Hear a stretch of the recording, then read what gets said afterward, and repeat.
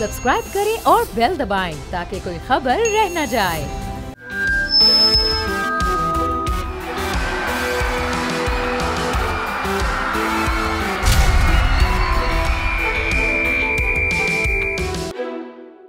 जी बोल जमूर के साथ मैं हूं कफील अहमद और आज हम बात करेंगे एक इंतहाई अफसोसनाक वाक़े की। क्योंकि अगर हम बात करें तो तकरीबन 4 रोज़ कबल एक वाक़या पेश आया था मलीर मेमन गोट में, और गुलिस्तान सोसाइटी है जहां 5 बच्चे जो कि आशूर के दिन जो है वो एक गटर पर खड़े हुए थे, जो सबील जो वहाँ लगी हुई थी, लेकिन वो गटर में गिर गए थे।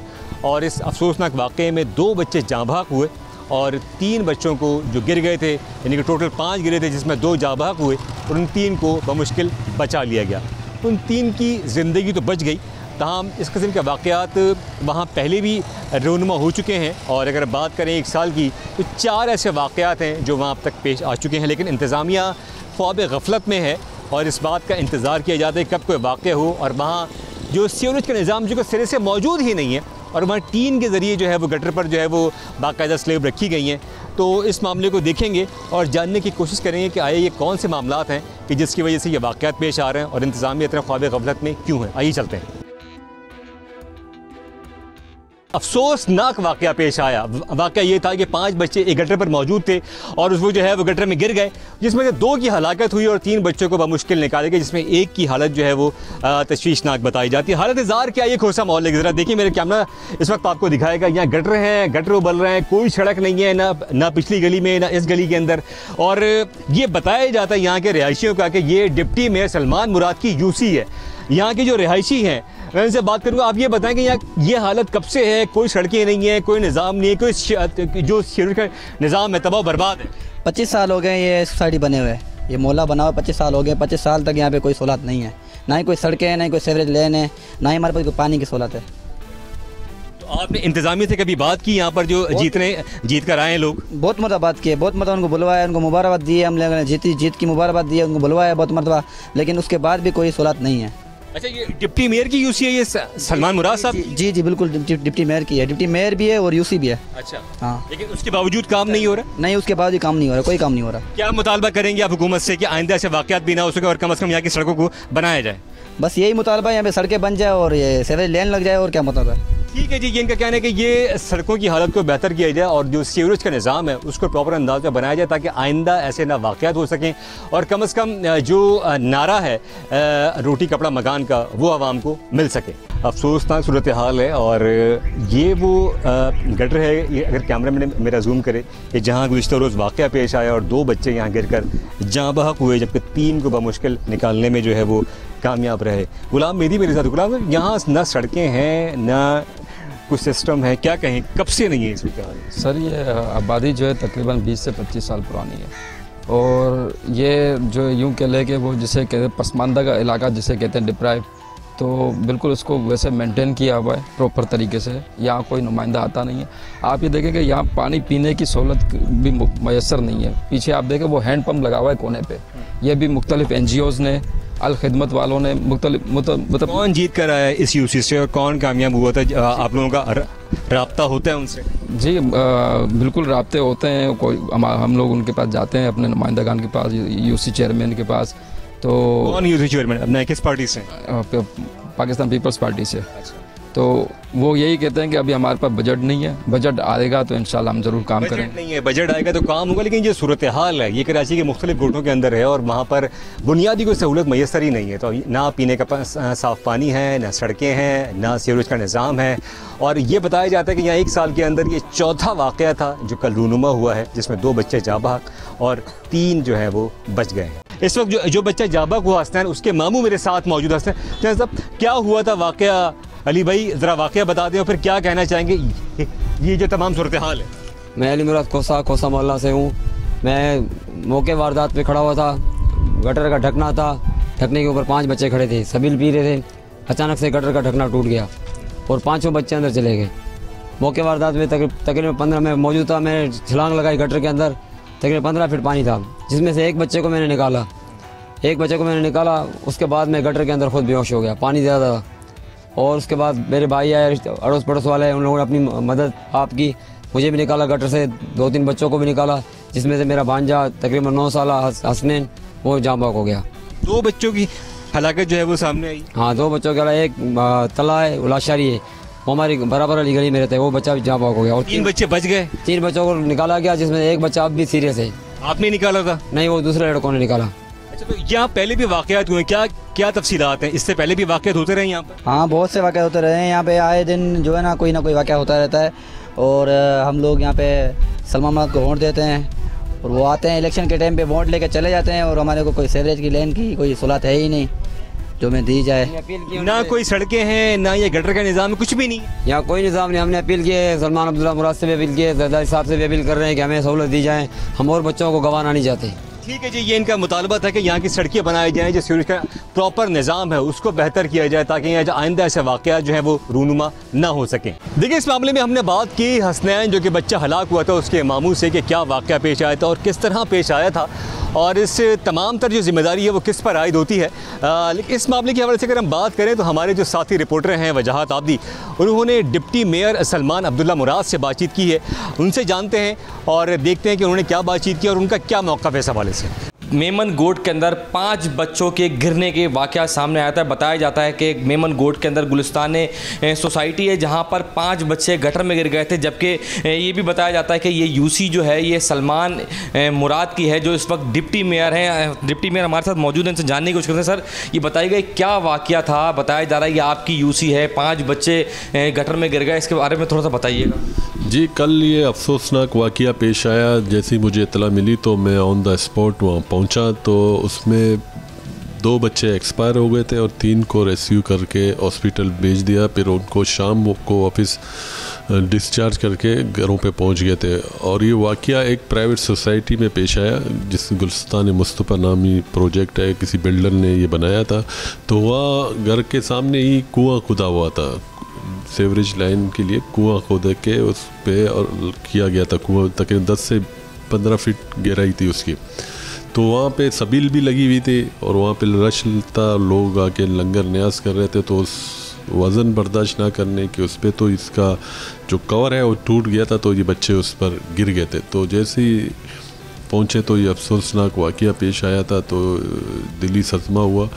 तो मैंने और डिप्टी कमिश्नर साहब भी वहाँ पहुँचे थे, तो हमने कमेटी बनाई, तो तहकीकात की जाएगी, जो भी इस पर मुलवस होगा उसके खिलाफ कार्रवाई की जाएगी। क्योंकि एक प्राइवेट बिल्डर का काम है कि वहाँ फैसिलिटीज़ देना।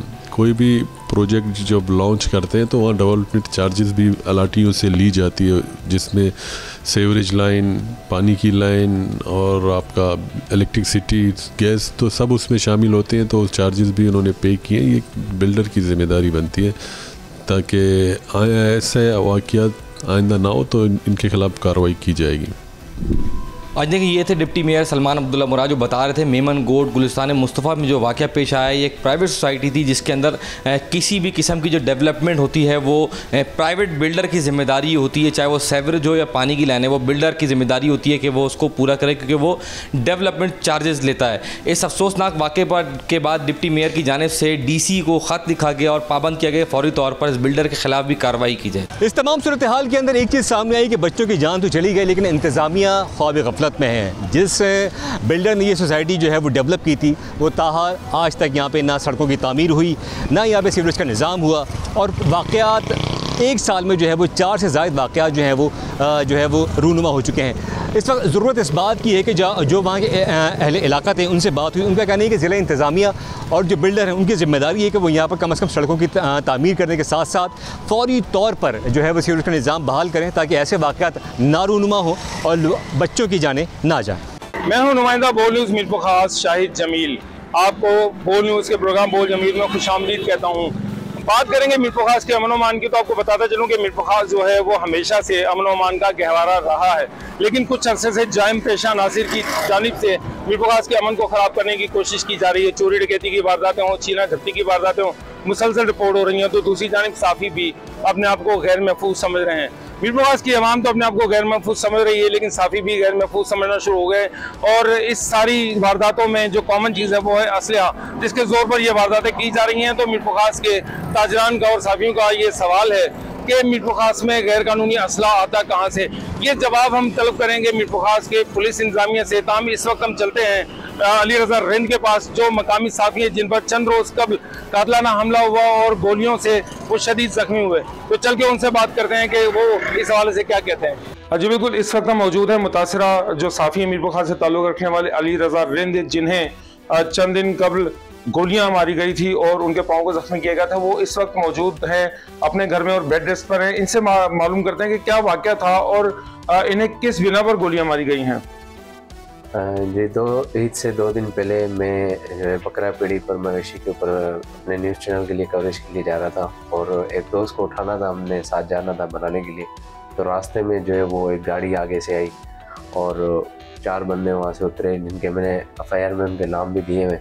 उन्होंने उतरते ही जो है एक बंदे ने मुझसे हाथापाई की और एक ने, उसके बेटे ने जो है वो पहला फायर किया, फिर उसके भाई ने फायर किया और फिर वो फायरिंग करते हुए बैठकर जो है वो वहाँ से चले गए। फिर वहाँ के लोगों ने और मेरे दोस्त ने पहुंचकर बर वक्त जो है ज़ख्मी हालत में, मैंने सबसे पहले तो 15 पे इतला दी, फिर अपने दोस्त को भी फ़ोन किया और वहाँ के लोगों ने और दोस्त ने पहुंचकर मीरपुर खास की जो DHQ में सबसे पहले मुझे वहाँ लेकर गए। वहाँ से इलाज जो तिब्बी इमदाद दी गई, उसके बाद मुझे मेडिकल लेटर मिलने के बाद यहाँ से मुझे हैदराबाद लाल बत्ती रेफ़र किया।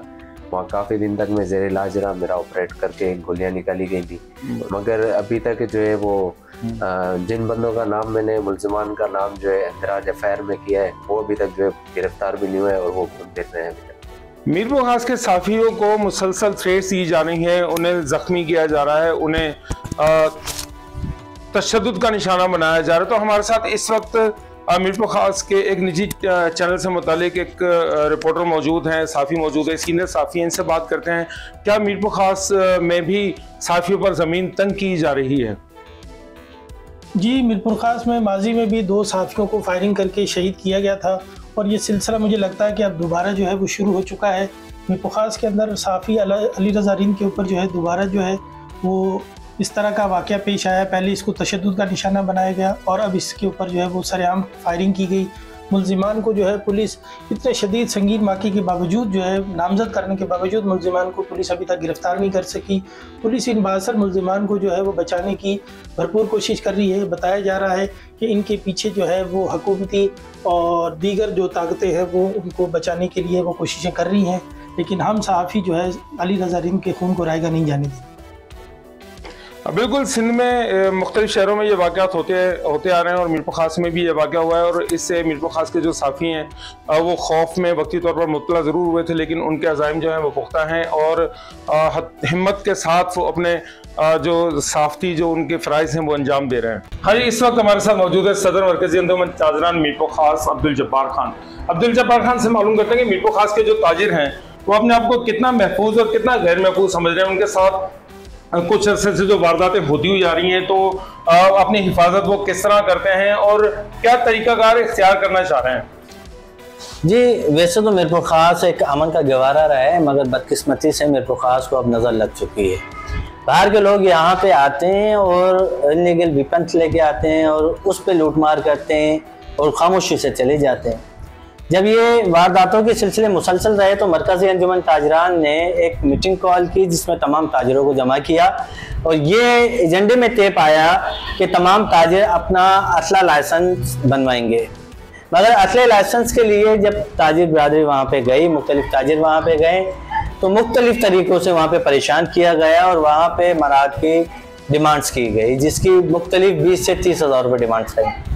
अब एक ताजिर जो कि माशियत में रीढ़ की हड्डी रखता है, अपने उसको महफूज महसूस नहीं कर रहा है और एक क्रिमिनल आता है इनलीगल तरीके से वेपन ला के लूट के चला जाता है, जिस पे ज़िला इंतज़ामिया भी हमारी सुनने वाली नहीं है। अब मौजूदा दौर में हुकूमत ने असले लाइसेंस पर पाबंदी लगा दी है। ताजिर बरादरी कहाँ पे खड़ी है? मीरपुर खास की ताजिर बरादरी इस वक्त सिंध हुकूमत से, ज़िला इंतज़ामिया से बिल्कुल मायूस है और इतनी मायूस है कि वो या तो अपनी पर्सनली गार्ड रखती है अपने, या फिर कैश ही नहीं रखती है। अब टोटल उन्होंने अपना कारोबार या तो महदूद कर दिया है, कैश का लेन देन बंद कर दिया है। इसकी जिम्मेदारी सिर्फ और सिर्फ सिंध हुकूमत की। हम सिंध हुकूमत से मुतालबा करेंगे कि फौरी तौर पे असले के लाइसेंस को बहाल किया जाए ताजिर बरादरी के साथ बैठ के मीटिंग्स की जाए और उनको आसानी के साथ असली लाइसेंस फराहम किए जाएं। अच्छा, ये मुझे बताएं जवाहर खान के कोई मीर खास में कुछ इस अरसे के दौरान कोई ऐसे वारदातें वाक़यात हुए हैं जिससे आप परेशान हुए हैं, मतलब कोई चोरी डकैती क्रिमिनल्स जो वाक़यात हैं? जी वैसे तो देखिए मीर खास में बहुत सारे हैं, मगर अभी रिसेंटली एक पुट्टी के फैक्ट्री में जो उनके मैनेजर थे कैश लेके निकले और उनको गन पॉइंट पे लूट लिया गया। और ऐसे बेशुमार हमारे ताजिर हैं जो बैंक से कैश लेके निकलते हैं, उनको गन पॉइंट पे लूट लिया जाता है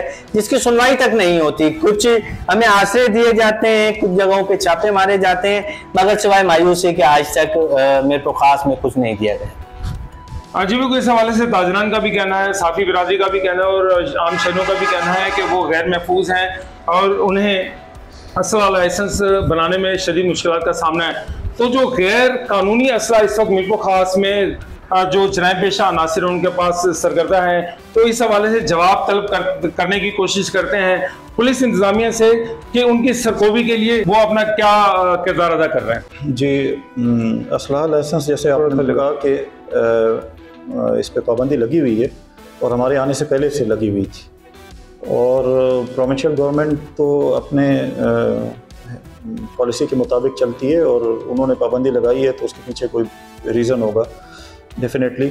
यहाँ पे कुछ हमारे पास एप्लीकेशंस भी आई लोगों की कि असले की ज़रूरत है हमें, और वो भी हमने रख ली फ़िलहाल कि जैसे ही बैन हटता है तो फिर हम उसको इशू करेंगे। बाकी जो दूसरा क्वेश्चन था आपका ब्रोकर्स का, वो ब्रोकर्स तो आपको मालूम है कि वो बाज़ औक़ात जो है कंट्रोल्ड होते हैं, बाज़ औक़ात अनकंट्रोल्ड भी होते हैं। मार्केट से खुद ब खुद एक ब्रोकर मिल जाता है और एक आदमी को फैसिलिटेट कर रहा होता है। तो हमारी कोशिश होगी कि ब्रोकर इन्वॉल्व ना हो इसमें, जब अगर बैन हटता है तो इसमें ब्रोकर इन्वॉल्व ना हो। अच्छा सर, इसके अलावा जो क्राइम के हवाले से सिचुएशन है, क्राइम के हवाले से मैं बताता चलूँ कि वो पुलिसिंग का क्वेश्चन मार्क है पुलिसिंग पे, लेकिन पुलिस अपनी तरफ से पूरी कोशिश कर रही है कि जितना क्राइम को कंट्रोल किया जा सके वो उसको कंट्रोल कर रही है, तो इंशाल्लाह बेहतर होगा। कैप्टन डायरेक्टर असद अली चौधरी साहब के पास से इनसे मालूम करते हैं कि मीर खास में जो जैम पेशा अनासिर की सरगर्मियाँ हैं उस पर कितना कंट्रोल किया जा रहा है और जो गैर कानूनी असले की जो गैर कानूनी असला इस वक्त सरगर्दा है उसके लिए क्या इकदाम उठाए जा रहे हैं? थैंक यू शाहिद साहब। आपने देखा कि हम ताबड़तोड़ कार्रवाइयाँ कर रहे हैं और सर्च ऑपरेशन भी चल रहे हैं, और इसके अलावा आपने देखा है लास्ट वीक में एक हमने गैंग बस्ट की है जिससे जो है 2 कारें भी बरामद हुई हैं, और इसके अलावा 2-3 पहले गैंग बस्ट की जिनसे मोटरसाइकिल भी 50-60 मोटरसाइकिल भी हमने बरामद किए हैं।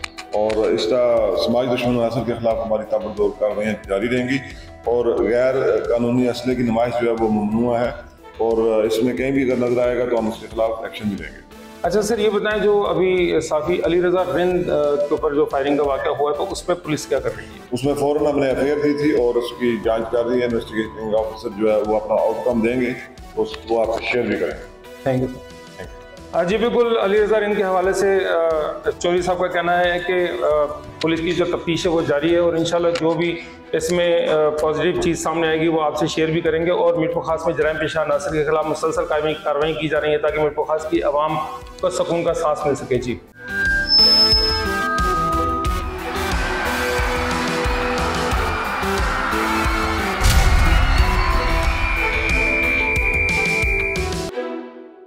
बोल जमूर के साथ मैं हूँ इरफान आरई।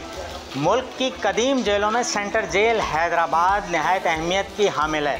ये हसास जेल जहां तकरीबन 2300 कैदी हैं, जिनमें 212 फांसी के कैदी हैं और इंतहाई ख़तरनाक दहशतगर्द भी इस जेल में रखे गए हैं। ये जेल, इसका निज़ाम किस तरह चलता है, हम कोशिश करेंगे आपको वो दिखाने की कि जेल के हिस्से क्या हैं, किस तरह ये निज़ाम चलाया जाता है और किस कदर मुश्किलात से गुजरकर जेल पुलिस इस जेल के निज़ाम को संभालती है और चलाती है। आए हम चलते हैं, जेल के हिस्से भी दिखाते हैं और सुपरिटेंडेंट जेल से भी इस पर बात करते हैं कि वो क्या कहते हैं और इस हसास जेल को वो किस तरह चलाते हैं। जेल की दुनिया सुनने में एक आसान लफ्ज़ लगता है, मगर किस कदर मुश्किल दुनिया है ये। जुर्म की सज़ा व जज़ा का अमल यहाँ से जब चलता है अदालतों तक, किस तरह कैदी रहते हैं, क्या निज़ाम है। हमारे पास एक इंचार्ज मौजूद है, मुनीर साहब। आप बताइएगा, आप सेंट्रल जेल हैदराबाद में बहुत पुराने ऑफिसर हैं, क्या कैदियों के मसाइल होते हैं, किन किन चीज़ों से आप गुज़रे हैं? इंशाल्लाह अल्लाह की मेहरबानी से जैसे हमारे ये सुप्रिटेंडेंट साहब आए इन्होंने बड़ा अच्छा इंतज़ाम किया हुआ और इंशाल्लाह अल्लाह की मेहरबानी से इनको कोई ऐसी तकलीफ़ नहीं है। पानी इनको ठंडा मिल रहा है, हर शे इनको मिल रही है। इंशाल्लाह कोर्टों में जा रहे हैं। नहीं, आपकी तो बड़ी भारी जिम्मेदारी होती है ना, इतने सारे कैदियों को संभालना, उसमें हर तरह के जुर्म से वाबस्ता लोग, तो उनको निगरानी करना और फिर माजी में जो ऑपरेशन होते रहे उसमें भी आप मौजूद थे, तो कितनी मुश्किल जिम्मेदारी है। बाजी जिम्मेदारी तो बहुत, सुबह 5 बजे आते हैं, शाम को जेल बंद करा के निकलते हैं। उसके अंदर 100 मुश्किलें आती हैं हमारे को। रात दिन इनके साथ बैठे हुए हैं और इनकी खिदमत कर रहे हैं। अल्लाह की मेहरबानी से इंशाल्लाह कोई ऐसी हमारे को परेशानी नहीं है कि हम जो इंशाल्लाह इनको हर चीज़ देने के लिए थे। काउंटिंग कैसे होती है, किस वक्त होती है, क्या करते हैं, कैसे निगरानी होती है? शाम को जी 5:30 बजे काउंटिंग शुरू हो जाती है और रात को जनाब 7 बजे तक हम फारिग हो जाते हैं। सुबह 5:30 बजे आते हैं, 6 बजे काउंटिंग हो जाती है, 6:15 तक सवा ओके हो जाती है। फिर उसके बाद नासर का इनको कोटे निकालना, फिर इनकी पसार देना, फिर इनको आगे पीछे घुमाना, डॉक्टर के पास लेके जाना, सारा काम हमारे ऊपर जवाबदारी इनकी है। अल्लाह की मेहरबानी से इंशाल्लाह इनको कोई तकलीफ़ नहीं। जी, गुफ्तगू आपने सुनी कि जो लोग सेंटर जेल में ड्यूटीज़ अंजाम देते हैं, शब व रोज़ की मेहनत और किस कदर मुश्किलात से वो इस पूरे निज़ाम को चलाते हैं, जिसमें कैदी जो हैं उन्हें भी मुतमईन रखना होता है, निज़ाम जो है जेल का उसको भी चलाना होता है। कैदियों से भी हम बात करते हैं कि किस तरह की ज़िंदगी वो गुजार रहे हैं और हमें यहाँ सहूलियात भी नज़र आ रही हैं। आप बताइएगा कितने अरसे से हैं, किस केस में और कैसे ज़िंदगी? 302 का कैदी हूँ, गरीब बंदा हूँ। मेरे पास ये जो नाक का केस लगाया उन्होंने, एक बेटा है, एक भतीजा है मेरे साथ। अच्छा, कब से हैं? ये 3 साल गुजरे, अभी मेरा केस चल गया है, तभी फतवा है, एक साइड भी नहीं करता है, मैं मर रहा हूँ, क्या करूँ? अच्छा, जेल में आप किस तरह रहते हैं? ज़िंदगी बस ज़िंदगी अच्छी है, साहिब की मेहरबानी है, अच्छा खुराक मिल रहा है। ये जो चीज़ें आज़ादी थी वो तो नहीं है। नो, आज़ादी तो दूसरी, बाहर की आज़ादी दूसरी है, इधर जेल तो है। आप बताएं कि ज़िंदगी कैसी गुजर रही है? बाहर जाना चाहते हैं? सही गुजर रही है। अच्छा, केस आपका चल रहा है? नहीं, केस नहीं चल रहा है। अच्छा, फिर क्या, किस केस में? 302 में। हाँ। तो ज़िंदगी बाहर कैसे गुजारते थे और जुर्म में क्यों आ गया? बस फंस गए हैं, अभी क्या करें। हाँ ना, अभी तो इधर केस भी इधर चला रहा है और कोर्ट पर नहीं जाते हैं। अच्छा, आप सोचते हैं कि माजी में अगर आपसे जुर्म हुआ है तो आपको सब्र करना चाहिए था, नहीं करना चाहिए था? नहीं, हमने जुर्म किया भी नहीं है। अच्छा, आप किस केस में हैं? 302 में। 302 में। तो आप समझते हैं कि जिस जुर्म में आप आए हैं जी, वो आपको नहीं करना चाहिए था, आज को पछतावा है? बिल्कुल पछतावा है। क्या था केस? 302 है। क्या वाक़या था? बंदा मर गया था। बंदा मर गया, लड़ाई में झगड़ा हुआ था ज़मीन के ऊपर। ज़मीन के ऊपर जी। तो अब आप समझते हैं कि बाहर निकलेंगे या नहीं निकलेंगे, और अगर निकलेंगे तो ज़िंदगी कैसे गुजारेंगे? इंशाल्लाह अच्छी ज़िंदगी गुजारेंगे इंशाल्लाह। मगर उस पछतावे के बाद एक इस्लाह का अमल है जो माशरे में बहुत ज़रूरी होता है। तरक्की याफ्ता माशरों में इस्लाह के अमल को फोकस किया जाता है ताकि जेल से निकलने वाला कैदी माशरे में जाकर एक मुस्बत शहरी का किरदार अदा कर सके। वैसे तो जेल में हमने जो इंतज़ाम देखा है, अगर इमरान आपको दिखाएं तो प्रॉपर हर चीज़ कैदियों के पास मौजूद है, इवन टेलीविज़न भी लगे हुए हैं ताकि ये माशरे की जो सूरत हाल है, जो मुल्क की सूरत हाल है, उससे भी आगाह रहें और एक अच्छे शहरी के तौर पर आगे निकलें और अपने बच्चों के साथ, अपनी फैमिली के साथ अपने गुज़र सफ़र को बेहतर अंदाज में चला सकें। हम जेल के बाकी हिस्सों में चलते हैं और आपको दिखाते हैं कि किस तरीके से निज़ाम जेल जो है वो चलाया जा रहा है। चलते हैं। जेल में किचन एक ऐसा एरिया होता है जहाँ पर औजार भी होते हैं, चीज़ें भी होती हैं और जाहिर है कि आप इंचार्ज हैं। जी। एक भारी जिम्मेदारी आप अदा करते हैं, मुश्किल जिम्मेदारी कैसे निभाते हैं, क्या करते हैं? बिस्मिल्लाहिर्रहमानिर्रहीम। यहाँ पर हम भी होते हैं और इधर हमारे स्टाफ के लोग भी होते हैं। सुबह जेल खुलता है तो इनको छुरियाँ और जो कांटे वगैरह दिए जाते हैं। शाम को टोटल होने तक हम इनके साथ होते हैं। टोटल होने के बाद ये छुरियाँ कांटे सब हम अपने पास जमा करते हैं, फिर सुबह इनको देते हैं हम। अच्छा, कितने कैदी आपके पास काम करते हैं? कितने खाना कितना तैयार होता है, क्या मटेरियल होता है? तकरीबन हमारे पास 50 के करीब यहाँ पर काम करते हैं लोग और 2300-2400 लोगों का खाना बनता है। 3 टाइम? तीनों टाइम। अच्छा, क्या मेन्यू रखते हैं? पहले हफ्ते में अपना तो 15 दिनों में अलग मेन्यू है, पिछले 15 दिनों में अलग मेन्यू है। क्या उनमें मुर्गी भी है, अपना बीफ भी है, बिरयानी भी है, निहारी भी है, कड़ी पकौड़ा है, सब्ज़ी है, दाल भी है। एक कैदी को कितना खाना मिलता है? एक कैदी को 2 रोटी और नाप के हिसाब से जो ना वो एक टाइम, अलग अलग टाइम में, सुबह के टाइम चाय पराठा भी होता है, दिन में खाना होता है, शाम में खाना होता है, 2 टाइम चाय होती है। जी हम पहुंचे हैं जेल में मौजूद हॉस्पिटल में।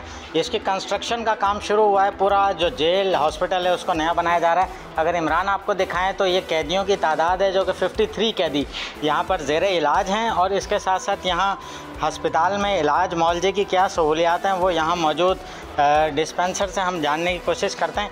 आप बताइएगा क्या आप यहाँ पर सहूलियात हैं, किस तरीके से मरीज़ देखते हैं, कौन कौन से मरीज़ आते हैं? सर यहाँ पे तकरीबन हर किस्म के मरीज़ आते हैं। CLD पेशेंट हैं, ट्यूबरक्लोसिस के भी हैं, डायरिया में भी आते हैं, फीवर में भी आते हैं। जी जो हुकूमत की जानिब से इक़दाम किए जा रहे हैं उसमें पूरे हॉस्पिटल को नई तरतीब के साथ बनाया जा रहा है ताकि कैदियों को ज़्यादा से ज़्यादा सहूलियात दी जा सकें, और इसके साथ साथ जो इक्विपमेंट्स हैं वो भी जदीद हो जाएंगे। एयर कंडीशन इस वार्ड को बनाने की कहा जा रहा है। कैदियों से भी हम बात करते हैं। क्या बीमारी है आपको यहाँ है, कब से इलाज करवा रहे हैं? आज 7-8वां दिन है। 7वां क्या हुआ था? मोशन और बुखार है, उल्टी हैं।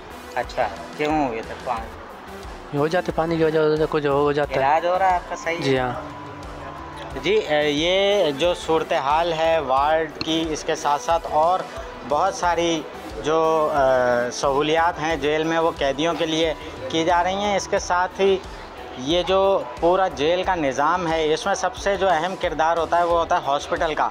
इसके साथ साथ जो किचन है, किचन भी इसी सूरत हाल में खाना जो कैदियों को दिया जाता है उसको चेक किया जाता है। इसके साथ यहाँ पर जो डॉक्टर्स हैं, अमला है, वो बर वक्त तलब किया जाता है जब ज़्यादा ज़रूरत होती है। अदरवाइज़ जो डिस्पेंसर्स हैं या एक क्वालिफाइड डॉक्टर हैं वो यहाँ मौजूद होते हैं। जेल के बाकी हिस्सों में चलते हैं, आपको बाकी हिस्से भी दिखाते हैं कि किस तरीके से जेल का निज़ाम चलाया जा रहा है और कैदियों को क्या सहूलियात होती हैं, किस तरह जेल इंतज़ामिया जो है अपना रोल प्ले करती है। चलते हैं पाकिस्तान की कदीम जेल सेंटर जेल के हमने आपको मुख्तलिफ़ हिस्से दिखाए जहाँ पर बाकायदा कैदियों की इस्लाह, तरबियत हर तरीके से की जा रही है। उसमें आपने खाने का म्यार देखा कि खाना किस क्वालिटी का दिया जा रहा है। इसी तरीके से कंप्यूटर की तालीम हो, लाइब्रेरी हो, या फिर कालीन का हुनर, कपड़े सीने का हुनर, फर्नीचर बनाने का हुनर, ये तमाम चीज़ें किस तरह चलाई जा रही हैं। सुप्रिटेंडेंट जेल शकील अहमद साहब हमारे साथ मौजूद हैं। शकील साहब, आप बताइएगा कि सेंटर जेल एक मुश्किल जगह, एक कदीम इदारा, कैसे चला रहे हैं, क्या निज़ाम? सर, चलाने वाली ज़ात तो अल्लाह पाक की है, उसके बगैर तो जेल नहीं चल सकता।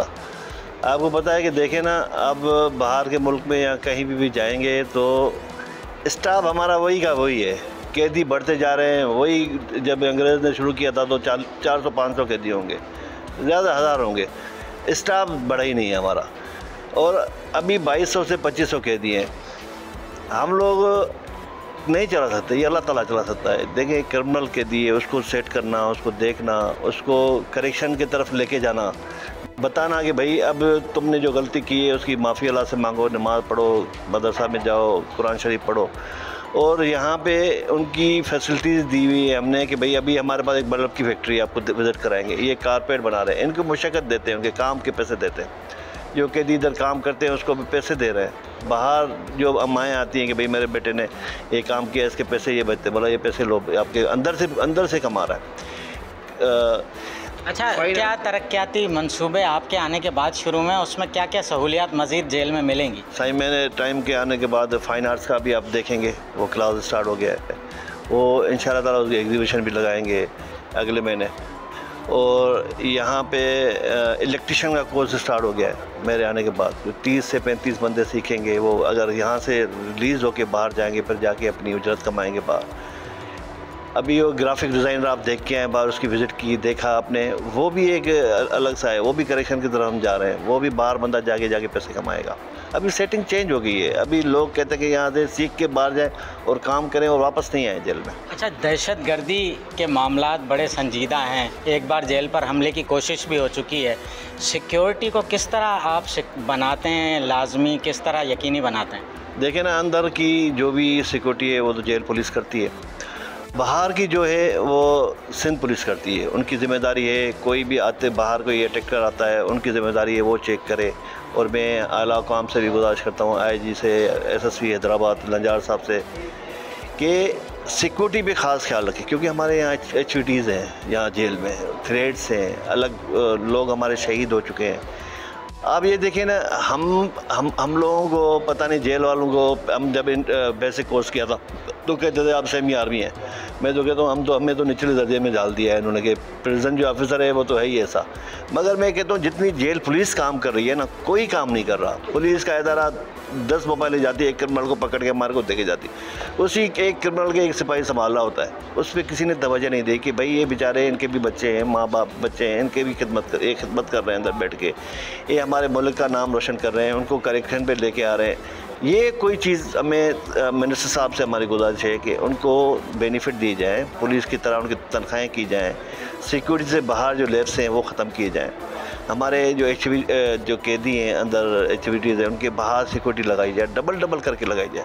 असल में एक कान से सुनते हैं, दूसरी कान से निकाल, बट नहीं, आपका काम है जेल वालों का काम नहीं है, पुलिस का काम है। पुलिस के अला काम की गुजारिश है कि भाई हमारे यहाँ कोई भी हमला होता है, कोई मसला होता है, SSP हैदराबाद जिम्मेदार है। मैं आपको अभी भी कह रहा हूँ कि उनको मैंने 10 दफ़ा कहा है कि भाई आप अल्लाह ताला करेगा, क्या होगा नहीं, अल्लाह ताला करेगा, इधर ऐसा कोई वाक़या होगा नहीं, मगर सिक्योरिटी तो प्रॉपर देना। पुलिस लगा 202 नफरी थी, अभी 90 कर दी है, 90 कर दी है। अभी ये कह रहे हैं ये भी छीन लो उनसे। अरे बाबा छीन लो, मैं अपने घर का काम तो नहीं कर रहा। जी, गुफ्तगू आपने सुनी jail superintendent Shakeel Ahmed jail में होने वाले कामों के हवाले से हमें बता रहे थे। इस्लाह के तौर पर कैदियों को तरबियत देने के लिए, बाइज़्ज़त रोज़गार हासिल करने के लिए जो तरबियत दी जाती है, उसमें बल्ब की फैक्ट्री भी है और भी चीज़ें आप देख रहे हैं कि बेहतर हो रही हैं। जेल में काश्तकारी बाकायदा हो रही है, खेती बाड़ी, जिसमें जेल के लिए ही खाना निकाला जाता है, बनाया जाता है, फूड लोकल सतह पर बनाया जा रहा है। इसी तरह धोबी घाट है या जेल के दीगर हिस्से हैं, तमाम चीज़ों में ख़ास ख्याल ये रखा जाता है कि जेल से निकलने वाला जो कैदी है वो जब माशरे में वापस जाए तो वो बाइज़्ज़त रोज़गार हासिल कर सके, पुरसकून ज़िंदगी गुजार सके और अपने बच्चों के साथ खुश रहे। 1894 में बनने वाली ये सेंट्रल जेल हैदराबाद, इसके हमने आपको मुख्तलिफ़ हिस्से दिखाए जहां कैदियों की इस्लाह के साथ तरबियत भी की जा रही है। और तकरीबन 2300 कैदी इस जेल में इस वक्त मौजूद हैं, जिनमें 1300 कैदी सज़ा याफ्ता हैं। इस ख़तरनाक जेल में किस तरीके से अमला अपनी ड्यूटीज़ अंजाम देता है, कितनी मुशक्क़त के साथ पुलिस अफसरान व अहलकार यहाँ दिन रात सिक्योरिटी के फ़राइज़ अंजाम देते हैं। आपने देखा कि हमारे ये कानून नाफिज करने वाले इदारे किस तरह अपनी ज़िम्मेदारियाँ निभा रहे हैं और निभाने जा रहे हैं। तो दहशतगर्दी के इन माहौल में, इस माहौल में एक भरपूर किरदार अदा करती हमारी जेल पुलिस यकीनन काबिल तारीफ़ है।